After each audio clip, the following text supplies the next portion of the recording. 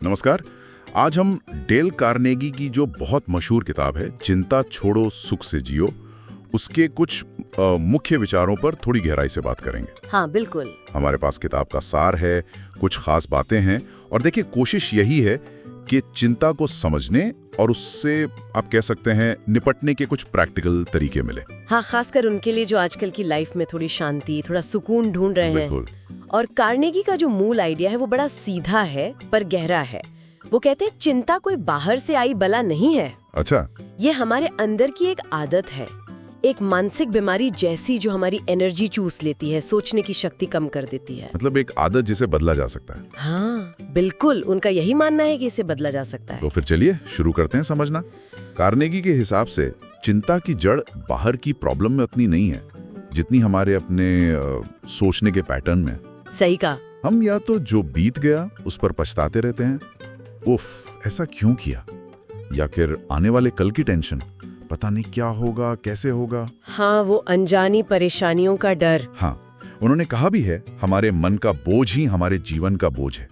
कितनी सही बात है। और ये समझना बहुत जरूरी है कि चिंता अक्सर तब और ज्यादा बढ़ जाती है जब हमें प्रॉब्लम ठीक से समझ ही नहीं आती। एक धुंधला सा डर, एक अनिश्चितता, ये चिंता को और बढ़ा देती है। जब तक चीजें साफ ना हो मन भटकता रहता है। तो इसी से निपटने के लिए कार्नेगी ने एक मुझे लगता है बड़ा क्रांतिकारी आइडिया दिया, डे टाइट कंपार्टमेंट्स। हाँ, ये काफी मशहूर है। मतलब आज में जीना, जैसे जहाज में अलग अलग हिस्से होते हैं ना, पानी रोधी। हाँ, ताकि एक हिस्से में पानी भरे तो पूरा जहाज न डूबे। बिल्कुल वैसे ही जीवन को बस आज तक इन 24 घंटों तक सीमित रखो।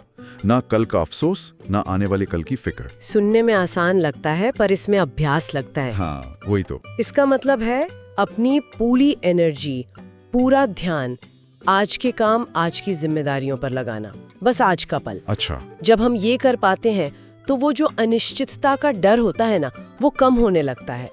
चिंता की पकड़ ढीली पड़ती है, हम प्रेजेंट में जीना सीखते हैं। लेकिन ठीक है, प्रेजेंट में जी रहे हैं पर समस्याएं तो आएंगी ही। सिर्फ आज में जीने से प्रॉब्लम सॉल्व तो नहीं होगी ना? नहीं, बिल्कुल नहीं। और उसके लिए भी कार्नेगी ने एक बहुत ही ठोस 4 स्टेप वाला तरीका बताया है। 4 स्टेप? अच्छा, क्या है वो? पहला, समस्या क्या है उसे ठीक ठीक बिना किसी बहाने के पहचानो। असल प्रॉब्लम है क्या? दूसरा, पूरी ईमानदारी से सोचो कि इस सिचुएशन में सबसे बुरा वर्स्ट केस सिनेरियो क्या हो सकता है। Okay, worst case. तीसरा कदम शायद सबसे मुश्किल है पर सबसे जरूरी भी। उस सबसे बुरे नतीजे को मानसिक तौर पर स्वीकार करने के लिए तैयार हो जाओ। मान लो कि हाँ ये हो सकता है, उसे एक्सेप्ट कर लो। हाँ, एक्सेप्ट कर लो। और चौथा, जब मन थोड़ा शांत हो जाए क्योंकि आपने सबसे बुरे को स्वीकार कर लिया है, तब ठंडे दिमाग से सोचो कि अब इस बुरे को कैसे सुधारा जाए या इससे बेहतर कैसे किया जाए। अरे वाह, ये तो मतलब सीधा डर का सामना करना हुआ। बिल्कुल। कार्नेगी का मानना था कि जब हम सबसे बुरे के लिए तैयार हो जाते हैं ना, तो फिर खोने का डर खत्म हो जाता है। सही। और दिमाग फिर चिंता करने के बजाय प्रॉब्लम सॉल्विंग मोड में चला जाता है। हाँ, वो पैनिक वाला बटन बंद हो जाता है और एक्शन वाला चालू। उनकी किताब में ऐसी बहुत सी कहानियां हैं जहां लोगों ने इस तरीके से बड़ी बड़ी मुश्किलों का सामना किया। इसके अलावा वो कुछ आदतें बनाने पर भी जोर देते हैं ताकि चिंता को आने से ही रोका जा सके। हाँ, आदतें बहुत जरूरी है। एक है खुद को किसी काम में बिजी रखना, कोई मतलब का काम। अच्छा, जैसे? उनका मानना था खाली दिमाग शैतान का घर।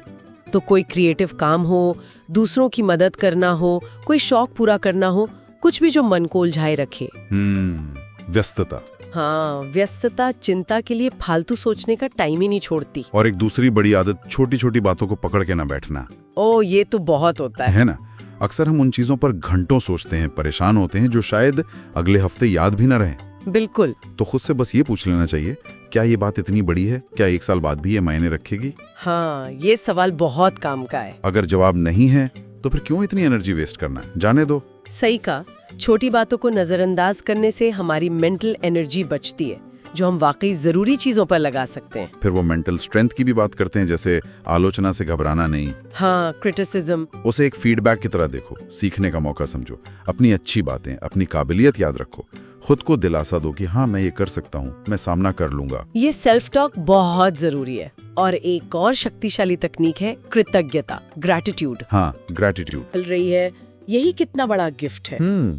कार्नेगी ये भी चेतावनी देते हैं कि चिंता का असर सिर्फ मन पर नहीं होता, अच्छा, तन पर भी होता है। बिल्कुल। बहुत सी शारीरिक बीमारियां जैसे दिल की प्रॉब्लम, पाचन की दिक्कतें, लगातार थकान, इनके पीछे कहीं ना कहीं चिंता छुपी हो सकती है।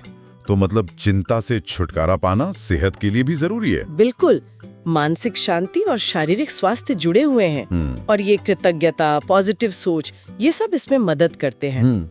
तो अगर हम पूरी बात को समेटें, कार्नेगी के जो मुख्य संदेश हैं, पहला, चिंता एक आदत है, सीखी हुई आदत जिसे बदला जा सकता है। हाँ, दूसरा, सिर्फ आज पर फोकस करें, डे टाइट कंपार्टमेंट्स। बिल्कुल। तीसरा, समस्याओं का सामना करें, वो 4 स्टेप वाला तरीका, समझो, सबसे बुरा सोचो, स्वीकार करो और फिर समाधान ढूंढो। चौथा, खुद को किसी अच्छे काम में व्यस्त रखो। हाँ, खाली मत बैठो। पांचवा, छोटी मोटी बातों को इग्नोर करना सीखो। जाने दो। छठा, आलोचना से डरो मत, उसे इस्तेमाल करो।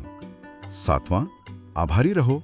और आठवां, खुद पर, अपनी अंदरूनी ताकत पर यकीन रखो। एकदम सही।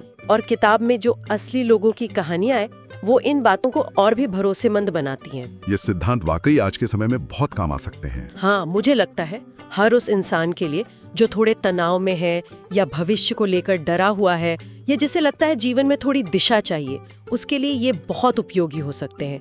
एक शांत, ज्यादा मीनिंगफुल लाइफ जीने का रास्ता दिखाते हैं। आज की इस चर्चा को खत्म करते हुए कार्नेगी का एक विचार आपके सोचने के लिए छोड़ते हैं। उन्होंने कहा था, 2 लोग जेल की सलाखों से बाहर देख रहे थे। एक को कीचड़ दिखाई दिया, दूसरे को सितारे। आप क्या देखना चुनते हैं?